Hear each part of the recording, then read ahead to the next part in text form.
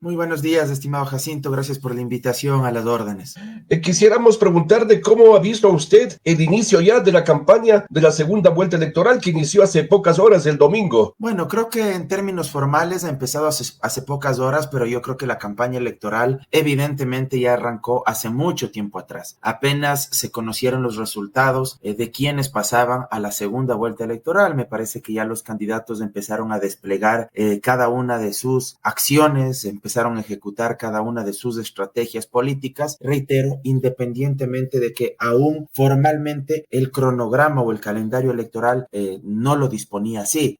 Eso es algo que en la práctica, pues, aunque el Consejo Nacional Electoral quisiera evitar o controlar, es prácticamente imposible de hacerlo porque solo planteemos el hecho de que el auge de las nuevas tecnologías y de las redes sociales no permiten controlar este tipo ya de situaciones. Consecuentemente, la campaña ya se ha venido desarrollando. Ahora más bien habrá que ver qué es lo que sucede durante estas semanas de cara hasta el 15 de octubre. Creo que el debate va a ser algo decisivo, va a ser algo determinante. Este domingo se tiene que desarrollar en la práctica este debate, esta confrontación de programas ideológicos, de planes de gobierno, de propuestas, y ojalá sea un evento, un escenario que permita, entre otras cuestiones, a los ciudadanos hacer un contraste de fondo sobre lo que proponen ambos candidatos y que al mismo tiempo esta disputa dialéctica de ideas, de argumentos, esté a la altura de las circunstancias, que no observemos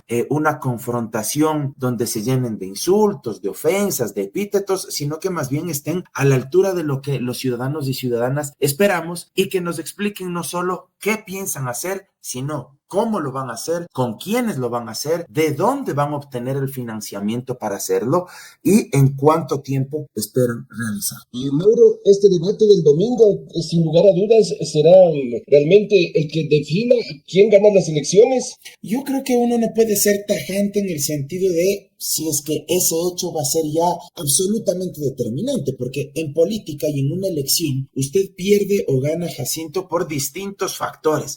Una elección, un triunfo o una derrota es el resultado de una serie de circunstancias y ese resultado que finalmente se materializa tiene circunstancias o razones que tienen un origen multicausal. Consecuentemente, si bien el debate puede influir y va a influir muchísimo, yo creo que será el cúmulo de una serie de circunstancias las que al final del día determinarán quién triunfe o quién pierda. No hay que olvidar además que el debate en esta ocasión ya de cara a la segunda vuelta se lo efectuará faltando 15 días para la elección, a diferencia de lo que sucedió en la primera vuelta, donde el debate se lo realizó faltando apenas 7 días, una semana para el día de la elección. Entonces también el tema de tiempos, de fechas, son condiciones que influyen, sobre todo en un escenario electoral como el ecuatoriano tan volátil. El mismo ejemplo de Daniel Noboa creo que nos permite evidenciar lo cambiante del escenario electoral. Daniel Noboa era un candidato que faltando una semana para las elecciones, horas antes del debate, tenía apenas un 4 o 5% de intención de voto. Él estaba ubicado entre los 3 últimos de 8 candidatos presidenciales. Se da el debate y sube prácticamente como la espuma en un hecho inédito, no solo para las campañas electorales ecuatorianas, sino yo me atrevería incluso a decir para la ciencia política, para quienes hacen investigación social a nivel general. Entonces, si ese escenario se dio en la primera vuelta y observamos que es muy cambiante, que es muy volátil el comportamiento del electorado, creo que de la misma forma deberíamos prever, y así lo dicen también las encuestas, un escenario muy cambiante, no estable, no un voto duro ya definitivo, sino que puede ser moldeable de conformidad a las distintas circunstancias que se vayan dando día a día. Sí, somos muy volátiles somos muy cambiantes para votar aquí en Ecuador. Como usted dice, en realidad Daniel Noboa no aparecía en las encuestas, nadie le daba opción, estaba entre sexto y el séptimo lugar, pero en ese debate como que respondió o sabía las preguntas, dicen algunos, entonces quedó bien y fue creciendo y llegó a la segunda vuelta. Mire, lo que pasa es que el escenario es tan cambiante, es tan volátil, entre otras cuestiones porque hay un clima de zozobra, de inseguridad, de miedo de la ciudadanía. Y eso hace que no tenga demasiadas certezas sobre la decisión final que va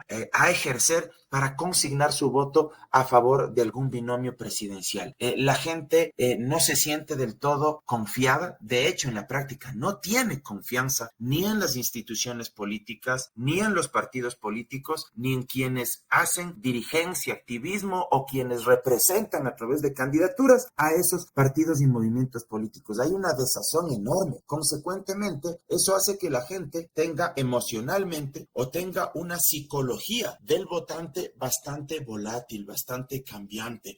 No se sienten representados del todo. Entonces, creo que esto hay que tomarlo en consideración y creo que podría pasar igual de la misma forma en esta segunda vuelta. Por eso, cuando alguien me pregunta respecto de las encuestas, siempre les digo que son fotografías del momento, son radiografías del día de hoy, pero no son ya hechos definitivos o consumados. Las encuestas son como los buenos perfumes. Es bueno leerlos, pero no tragárselos, ¿verdad? Entonces, las encuestas al final del día sirven para tener cierta orientación, cierta fotografía al día de hoy, pero no necesariamente nos van a entregar el resultado que finalmente se va a consumar el 15 de octubre, porque hay muchas variables. Fíjese usted que vivimos un clima de tanta inseguridad que en medio de la primera vuelta se dieron 2 asesinatos terribles: el asesinato del alcalde de Manta, Agustín Intriago, y el asesinato del candidato presidencial Fernando Villavicencio. Esos hechos también modificaron el tablero electoral. Consecuentemente, en este país uno no puede tener certeza de que el calendario electoral se va a desarrollar de manera estable, porque cualquier cosa puede pasar. Evidentemente, ninguno de nosotros desea que se vuelvan a generar este tipo de delitos o de asesinatos execrables, que no solo han puesto en un escenario de dolor a los familiares de las víctimas, sino que colocan en un escenario de terror a todos los ecuatorianos. Entonces, estas circunstancias, sin duda alguna, influyeron y hoy por hoy también pueden influir en el resultado final de esta segunda vuelta. Mauro, ¿qué deberían hacer los candidatos para ganar los votos de los indecisos y también de los que quieren votar en nulo o blanco? Creo que son opciones políticas diametralmente diferentes porque representan dos modelos de Estado distintos, y sobre la base de aquello me parece que tratan de enarbolar y ejecutar acciones y tácticas políticas que tratan de explotar y de amplificar las virtudes y las fortalezas que cada uno tiene. En este sentido, creo que Luisa González representa un modelo de Estado social, de Estado de bienestar, donde se primordial de la pirámide o de sus prioridades el ejercicio de los derechos económicos y sociales. Es decir, ella le da mucha relevancia al rol del Estado, el valor de lo público para garantizar el ejercicio de los derechos económicos y sociales: salud, educación, seguridad social, trabajo y salario digno, ¿sí? Políticas sociales para los más excluidos, para ese sector de los más de 6 millones de ecuatorianos que sobreviven en condiciones de pobreza y extrema pobreza, con $2.80 y hasta $1.40 al día. Creo que eso es, digamos, el principal enfoque de Luisa González. Del otro lado, usted tiene un modelo de Estado más de corte empresarial, que es el que representa Daniel Noboa, con su binomio Verónica Abad, un modelo de Estado de corte empresarial que no apela a lo público, sino que más bien apela a la mano invisible del mercado, o apela a esta lógica de que el mercado puede solucionarlo todo y que el Estado prácticamente no debe intervenir en nada. Más allá de ciertos matices o ciertas propuestas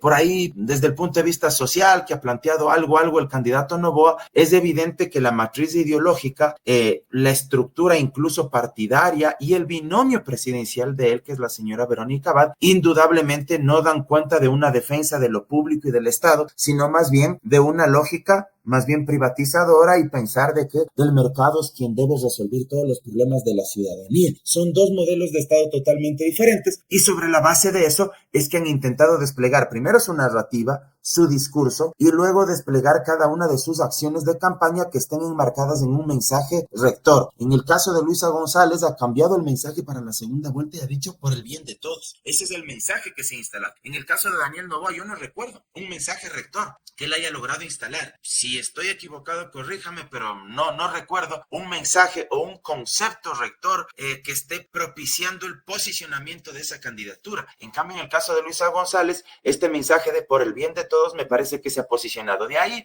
desde el punto de vista humano, cada uno tiene atributos. En el caso de Noboa trata de posicionar el hecho de ser joven, de aparentemente ser un empresario exitoso, y digo aparentemente porque eso también es bastante discutible, porque si usted es hijo del empresario más grande de este país, pues creo que va a tener muchas mayores ventajas que otros para poder emprender, ¿verdad? Empezando por el capital semilla, para que usted pueda ejecutar alguna idea o algún negocio, ¿verdad? El mayor problema que tienen aquí los emprendedores en este país es que pueden tener grandes ideas, pero no tienen el capital semilla. Si usted es hijo del magnate más grande de este país, pues evidentemente, incluso aunque no tenga muchas ideas, pero si tiene el capital, capaz por ahí le atina y logra progresar. Pero bueno, él trata de aprovechar eso, esta imagen de empresario, esta imagen de joven, trata de proyectar esta imagen de una familia económicamente influyente y que eso le ayudaría a él a ejercer el poder, lo cual también puede ser una desventaja, porque se podría asumir que una sola familia quiere concentrar ya no solo todo el poder económico, sino ahora todo el poder político del Estado. En el caso de Luisa González, trata en cambio de proyectar una imagen de una mujer dinámica, de una mujer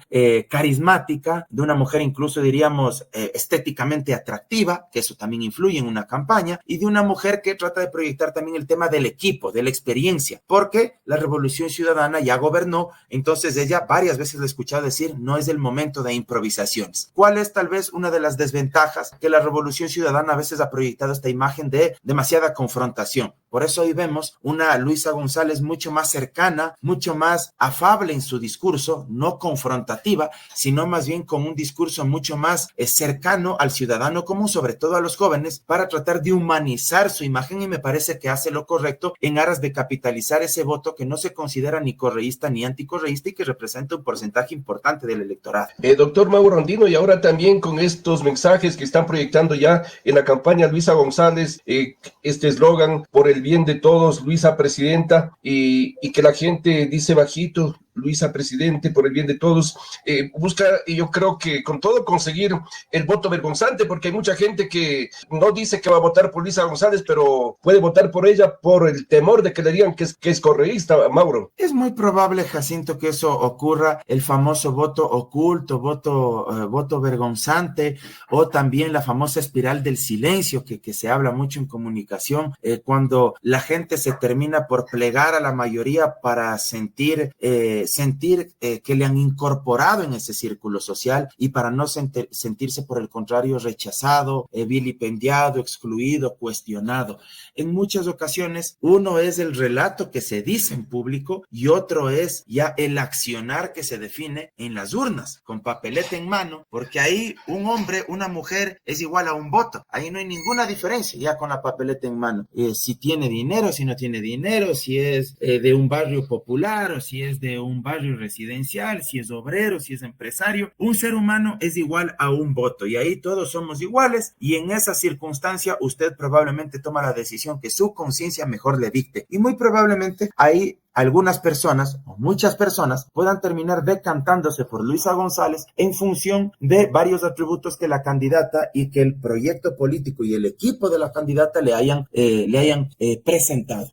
Esto puede suceder, veamos qué es lo que ocurre, y por eso yo decía, no hay que creer del todo que las encuestas son el resultado ya definitivo. Las encuestas son una orientación, pero no es que ya las encuestas están sacramentando el resultado final, mucho más cuando todavía tenemos aproximadamente 2 semanas y media de campaña. Mauro, ¿son carismáticos Luisa González y Daniel Noboa los finalistas de esta elección? Mire, yo creo que hay que matizar la campaña y hay un parteaguas. Yo creo que en el caso de Noboa, uno fue el Noboa post debate en la primera vuelta y durante esa semana previa a la elección de la primera vuelta, y otro ya es el Noboa de la segunda vuelta. ¿Y a qué me refiero?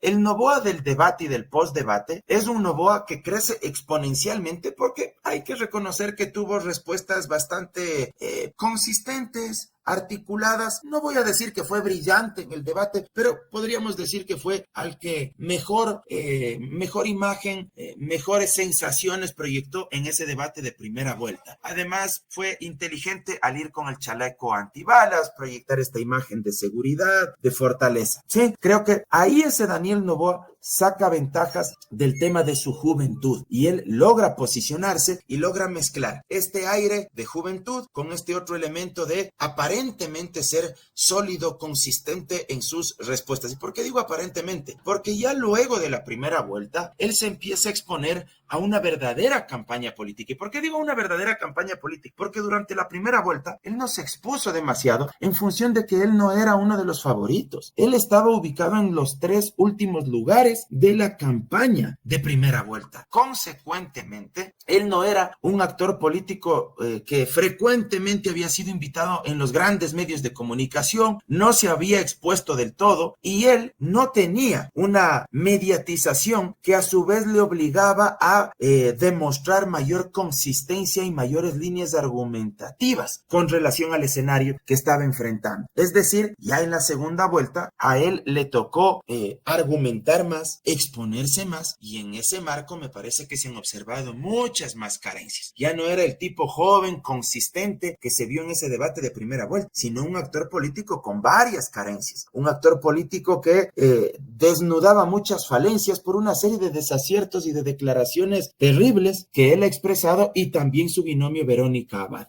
Entonces creo que hay que matizar ambos momentos. En el caso de Luisa González, en cambio, me parece que uno podría asumirlo a la inversa. En la primera vuelta, una candidata con un discurso más confrontativo, con un discurso que le hablaba fundamentalmente al voto duro de la Revolución Ciudadana y que no logró expandir o ampliar esa base electoral. En cambio, en esta segunda vuelta, una Luisa González menos confrontativa, más sensible con ese electorado que no aterriza con ninguna de las dos corrientes, entre comillas, del correísmo o anticorreísmo, y que más bien construye un tono discursivo mucho más amable, mucho más sensible, más empático con ese electorado. Creo que estas son las grandes diferencias de ambos candidatos al día de hoy en la segunda vuelta. Una última pregunta, Mauro. ¿Los jóvenes definirán esta elección? Los jóvenes que no ven televisión, no escuchan radio, pero sí están en los teléfonos, Mauro. Yo creo que ahí también hay que matizar en el cómo y en el qué hay que decirles a los jóvenes. Yo no creo que los jóvenes vayan a votar por A o B simplemente porque ven un mejor baile a través de TikTok o porque ven que alguien haga, con todo respeto, mejores payasadas o cuenten mejores chistes a través de redes sociales. No, yo creo que eso es falso cuando se asume que los jóvenes deciden así. Los jóvenes también deciden sobre la base de las propuestas y también sobre la base de cómo les digan que van a hacer o que van a ejecutar eso que les están proponiendo. Los jóvenes quieren tener argumentos para decidir. Evidentemente, lo que los jóvenes tampoco quieren es que les vengan con un discurso lleno de entelequias o de palabras raras, extrañas, que uno no pueda hacerse entender, o que el joven no comprenda de qué le están hablando por tratar de llenarse de flores discursivas que nadie comprenda, ¿sí? Los jóvenes tienen que recibir un mensaje que tenga un lenguaje sencillo, pedagógico. Yo creo que hay códigos culturales también entre los jóvenes en su propio lenguaje. Hay palabras que los conectan, que los identifican, que les permiten comunicarse. Creo que eso es lo que hay que utilizar para poder trasladar una propuesta y un lenguaje político adecuado. Creo que ellos están también preocupados por varios temas importantes: la generación de empleo, pero un empleo digno, un trabajo y un salario adecuado, no un trabajo y un salario de precariedad, de explotación, sino que evidentemente necesitan también condiciones de dignidad. Están preocupados por el acceso a la universidad pública para poder estudiar la carrera que a ellos más les interesa. Son cuestiones que al día de hoy les importa mucho, así como el tema de la inseguridad ciudadana y de la alta tasa de criminalidad. Estas nuevas causas, el ecologismo, el ambientalismo, el animalismo, son causas que a ellos les interpelan y les movilizan. Ojalá los candidatos tengan la claridad suficiente para poder trasladar estas propuestas del día del debate, porque sin duda hay aproximadamente algo más de 4 millones de electores que son jóvenes, que tienen entre 18 y 35 años de edad, que forman parte del padrón electoral y que serán definitivos también en el resultado del próximo 15 de octubre. Vamos a las urnas del 15 de octubre con una elección que prácticamente tiene un resultado incierto hasta el momento, Mauro. Así es, el resultado es incierto. Habrá que ver, como ya lo dije antes, qué es lo que sucede el día del debate, y por supuesto el 15 de octubre la gente tendrá en sus manos la posibilidad de decidir. Yo creo que esto va a ser un resultado resultado muy ajustado, no va a ser un resultado amplio para ninguno de los dos. Yo creo que va a existir una brecha muy corta y creo que tendremos que esperar hasta ese domingo 15 de octubre para saber ya en firme qué resultado se materializa a través de la voluntad soberana del pueblo ecuatoriano. Buenos días, este día hemos conversado con el doctor Mauro Andino, analista jurídico, analista político. Doctor Andino, muchas gracias por su tiempo y por la entrevista. Muchas gracias a usted, Jacinto, y siempre a las órdenes. Abrazo enorme para toda su audiencia. Buenos días, pronto volveremos con más entrevistas.